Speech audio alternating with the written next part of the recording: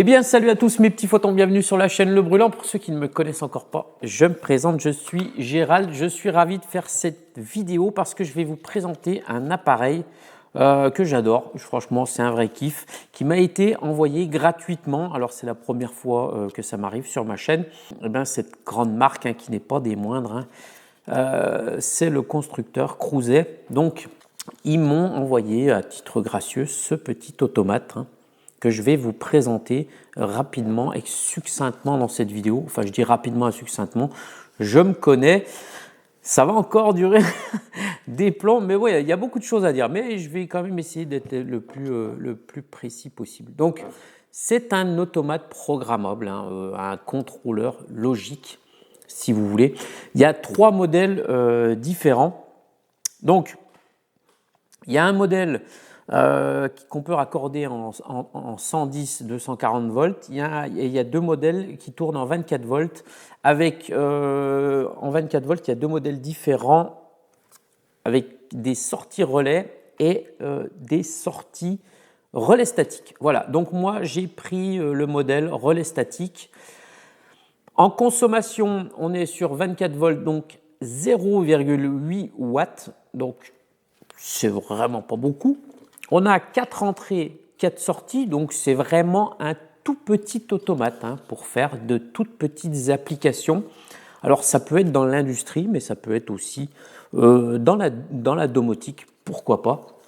Mais en tout cas, je suis ravi que Crouzet ait pensé à moi. En fait, ils m'ont envoyé ce petit appareil suite à la vidéo que j'avais fait sur le Millennium 4 avec lequel j'ai réalisé le nouveau routeur solaire qui communique avec le Raspberry, tout ça. Ça fonctionne très très bien. Je vous en reparlerai dans une autre vidéo, mais je me devais de présenter ce petit automate. Alors, il est vraiment minuscule, puisque vous voyez, c'est le format d'un disjoncteur. Personnellement, j'avais encore jamais vu un automate aussi petit. Je trouve ça génial. Il se connecte en Bluetooth avec l'ordinateur. Derrière, évidemment, il est embranchable sur du Ride-in. Donc, je vous le redis, mais il se met au format d'un disjoncteur. Et on le programme donc via le logiciel Crouzet Soft. Et on communique du coup, pareil, en Bluetooth. Il y a une application sur Android pour communiquer avec, c'est-à-dire qu'on va pouvoir simuler l'afficheur, le même qu'il y a sur les EM4, les EM3, puisque vous voyez bien qu'il n'y a pas d'afficheur, mais on y a accès depuis un téléphone. Les borniers, c'est assez simple, parce que c'est du bornier débrochable, du bornier à vis, ça aussi, c'est pas mal. Qu'est-ce qu'on peut faire avec un appareil comme celui-là, qui, je vous le répète, c'est un vrai automate programmable. C'est-à-dire que c'est quelque chose de fiable, qui redémarrera sur coupure de façon très très fiable et qui est éprouvé. Le Crouzet, c'est pas n'importe quoi comme marque. Alors qu'est-ce qu'on peut faire avec un appareil comme celui-là? Eh bien, j'ai pris un peu des notes parce que on peut faire toutes sortes de petits projets. Alors, on peut évidemment l'utiliser dans l'industrie ou même en domotique, mais je pensais plus à de la domotique. Alors, j'ai noté qu'on pouvait l'utiliser par exemple pour faire de la gestion de chauffage. D'ailleurs, j'ai fait un petit programme pour vous montrer ça. La gestion de portail, pourquoi pas, pour ouvrir des portails, des portes, ce que vous voulez. On peut l'utiliser aussi peut-être pour faire de l'alarme, pour faire la gestion d'arrosage, de la gestion de ventilation, de la gestion de volets roulants, de la gestion d'éclairage, etc., etc. Et puis, il va pouvoir remplacer bon nombre d'appareils qu'on a chez nous, qui sont très communs, comme le télérupteur, puisqu'il y a 4 entrées et 4 sorties. On va pouvoir l'utiliser pour faire du comptage, si vous avez des applications de comptage, je ne sais pas moi, compter des choses avec des capteurs. À chaque fois qu'on passe devant un capteur, on totalise. On va l'utiliser aussi en horloge programmable. Alors je vous ai fait un petit exemple, en régulateur de toutes sortes, que ce soit de pression, de vitesse, de régulation de. Enfin, bref, on peut faire de la régulation puisque il a un bloc PID intégré. On peut aussi s'en servir pour nous renvoyer des informations via l'affichage, puisque on le connecte au smartphone et on aura ce qui se passe à l'intérieur. On pourra l'utiliser aussi pour faire un peu de stockage d'infos et puis il y aura aussi des fonctions logiques à l'intérieur. Bref, je vais vous montrer tout ça. Mais en fait, il y a une multitude de choses qu'on peut faire avec ce genre de petit automate. Maintenant, on va passer côté programmation, côté logiciel. Et puis, je vais vous montrer un ou deux exemples de choses que j'ai faites avec. C'est vraiment pour tester. C'est parti.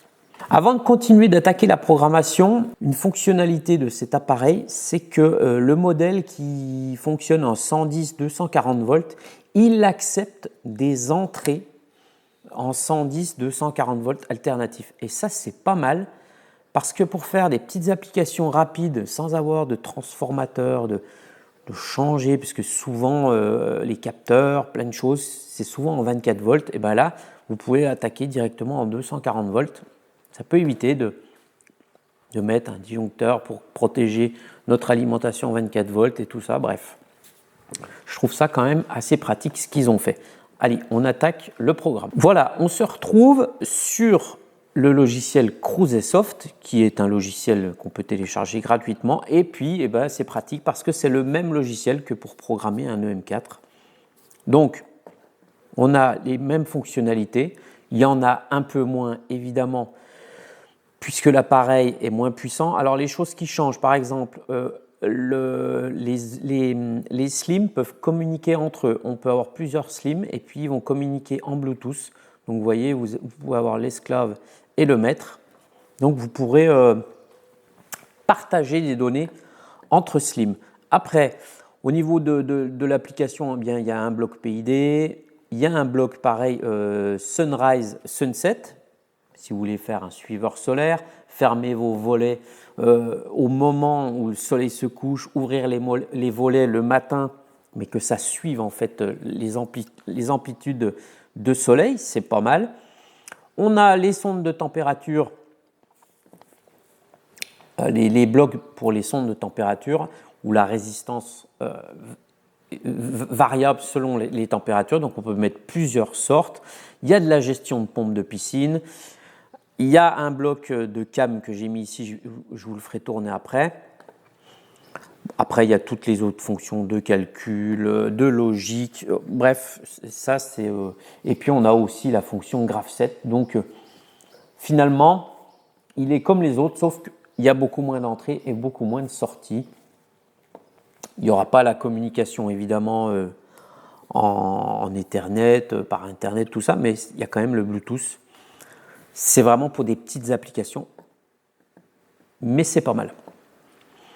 Ici, on a pareil les entrées-sorties avec les entrées analogiques. Donc, il y a 4 entrées analogiques, il y a une entrée PWMI. Alors, je n'ai pas bien saisi à quoi ça pouvait me servir. Bon, mais sachez qu'il y a une entrée PWMI. Après, il y a des entrées standards. Et puis, au niveau des sorties, eh bien, moi, j'ai choisi le modèle où j'ai 4 sorties à relais statique. Voilà, où je vais pouvoir faire aussi du PWM, si ça vous intéresse.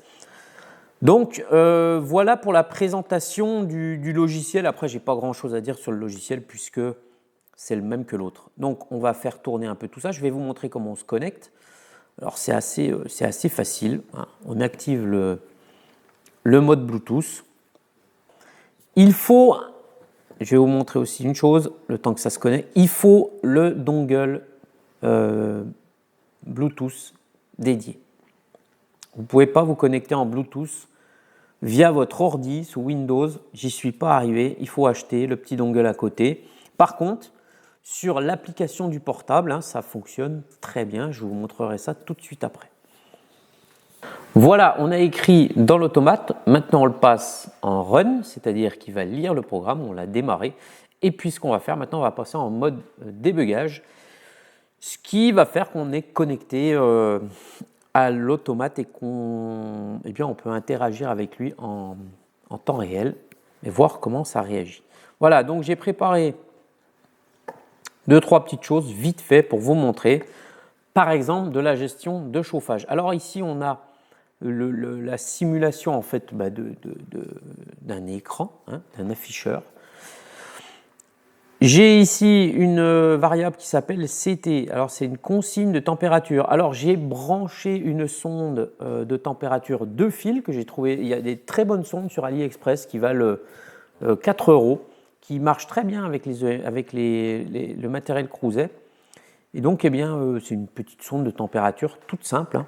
Et là, par exemple, je vais vous montrer un exemple concret. On peut faire de la gestion de chauffage. Alors, je vais cliquer sur OK ici. Et puis, on va voir que ça se met à clignoter et je vais appliquer une consigne de température. Donc, on voit ici que la sonde lit 24 degrés.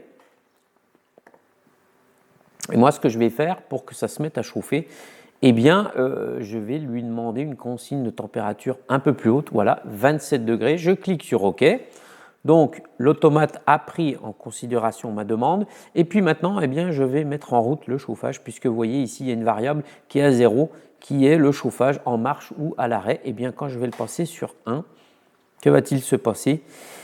Eh bien, voilà, hop, on est en mode chauffage. Donc, c'est assez simple, hein. J'ai une entrée ici qui relève les valeurs de la sonde de température, le bloc NTC2 qui transforme ça. Et puis après, je divise par 100 pour avoir la température à 2 chiffres. Et je passe ça dans un trigger, un comparateur, tout ça, enfin un trigger pour faire un trigger de Schmitt en fait, pour faire le marche pas, c'est-à-dire que je fais une hystérésis. Si je suis à 27 degrés, je sais qu'à 25 degrés, on se mettra en route jusqu'à 27 degrés, puis à 27 degrés, on coupera le chauffage et on redescendra jusqu'à 25 degrés, jusqu'à 27 degrés, on remontera, voilà. Et après, vous voyez, ici, on active une sortie qui pourrait très bien être une sortie de chauffage, pourquoi pas. Donc voilà, je voulais juste vous montrer ça. Et puis, qu'est-ce que j'ai ici? Oui, la température actuelle donc, de la sonde, hein, qui est affichée aussi ici. Alors vous voyez, à chaque fois qu'on veut mettre quelque chose à l'écran, eh bien, on utilise les petits blocs display qui vont bien, mais ça se passe plutôt pas mal. Ici, par exemple, j'ai voulu un totalisateur d'heures de chauffage, c'est-à-dire que je sais que le chauffage aura tourné pendant 18 heures. Vous voyez, c'est ce que je vous disais tout à l'heure. Hein, on peut totaliser, par exemple, des heures de fonctionnement d'un appareil. C'est pas mal. Donc voilà pour l'exemple d'une gestion de chauffage mais assez simple, mais qui va très très bien fonctionner. Alors après, on pourrait évidemment envisager ici d'attaquer avec un gros relais ou un gros relais statique, et puis de faire tourner une gestion de chauffage qui sera accessible du coup depuis le téléphone, et puis on pourra donner la consigne de température. C'est quand même pas mal. Donc voilà, première fonction. Alors vous voyez, ça a utilisé une entrée et une sortie. Alors il m'en reste 3 et 3 sorties. Donc je peux faire autre chose avec le même appareil, hein, c'est bien ça l'intérêt. C'est que plutôt qu'acheter un gestionnaire de chauffage, une horloge programmable, un compteur, un truc comme ça, et bien avec le même appareil, je vais pouvoir faire plusieurs utilisations et tout ça, ça sera très centralisé. J'ai utilisé ici un time prog, c'est-à-dire, eh bien, c'est l'équivalent d'une horloge programmable. Alors, je ne sais pas combien vaut une bonne horloge programmable. Ça doit être aux alentours de 40-50 €. Mais là, vous voyez, vous en avez une avec au mois, à la semaine, à l'heure. Vous avez un résumé de ce que vous allez faire en on et en off. Et c'est très très bien foutu. Et puis comme d'habitude, eh bien Cruset, ils ont des aides quand même qui tabassent, hein. Il y a eu un sacré boulot de fait sur les aides parce que c'est très très bien foutu, très explicite. Donc vous voyez ici une horloge programmable. Donc je pourrais par exemple, je sais pas moi, je vais programmer le démarrage de ma machine à laver, autoriser le démarrage de telle heure à telle heure, quand je suis en heure creuse, quand je suis en plein soleil, quand voilà, on peut imaginer ce qu'on veut, hein. C'est des exemples. Ensuite, ici, un bloc de comptage. Donc, je vais simuler un comptage. Alors, ça peut être un comptage de ce que vous voulez, hein. On va simuler un comptage de pièces. Vous voyez, à chaque fois que l'entrée prend un front montant, eh bien, on vient totaliser le nombre d'impulsions qu'on a vues et puis on affiche ça sur le compteur. Pratique. il me reste encore du coup 2 sorties et 2 entrées. Et bon, on pourrait imaginer, je ne sais pas moi, de faire de la régulation avec ce bloc PID, ou alors là, par exemple, je me suis amusé à faire tourner un petit bloc de cam qui pourrait, je ne sais pas, éventuellement faire fonctionner, je sais pas moi, des guirlandes de Noël, faire clignoter votre sapin l'hiver pour ravir les enfants. Bref, on fait ce qu'on veut avec ce petit automate, mais on peut remplacer quand même quelques appareils. Et on aura la fiabilité d'un automate programmable. C'est surtout ça, moi, qui m'intéresse, c'est la fiabilité. Voilà, c'est en cas de coupure, en cas de redémarrage.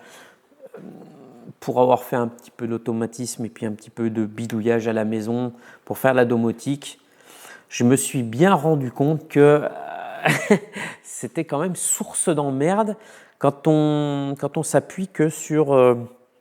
on va dire de l'à peu près. Alors, Raspberry, c'est très bien, ça marche très bien. Les ESP, c'est très bien. Mais il y a toujours des petites emmerdes. Et moi, c'est ça qui me fait le plus chier là-dedans.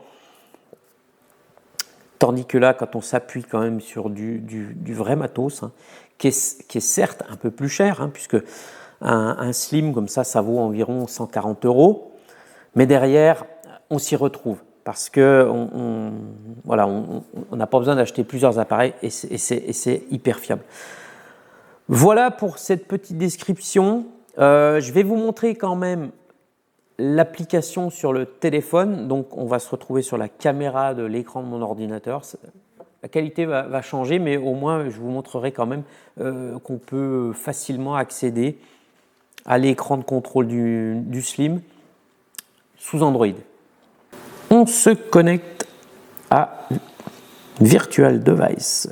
Voilà, donc ça se passe en Bluetooth et ça se passe plutôt pas mal. Voilà, donc on a ici l'écran simulé du Slim et puis on a accès exactement aux mêmes fonctions que sur la simulation de l'ordinateur.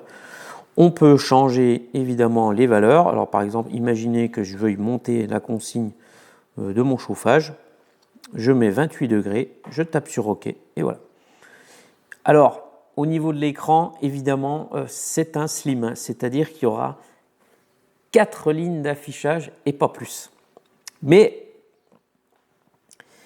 ça fait le boulot. Et puis pour des tout petites applications, c'est vraiment top. Voilà mes petits photons pour la présentation de ce petit appareil. Alors évidemment, je suis passé à côté de beaucoup de choses. Il fallait que je fasse quand même ça assez rapidement, pas faire des vidéos qui s'éternisent, puisque sinon ça ne fonctionne pas. Les gens s'en vont bien avant. Je remercie encore une fois Crouzet pour m'avoir envoyé cet appareil à titre gracieux. J'espère que cette vidéo vous aura intéressé, que vous y aurez appris des trucs. Il n'y a pas de lien affilié, je n'ai pas de partenariat avec Crouzet, mais je me devais de vous présenter quand même ce petit appareil. Si vous voulez acheter un appareil, cherchez chez les fournisseurs que tout le monde connaît et vous trouverez forcément l'appareil qu'il vous faut. Voilà. Je vous fais à tous un gros bisou. Prenez bien soin de vous. C'était Gérald pour le Brûlant. Salut!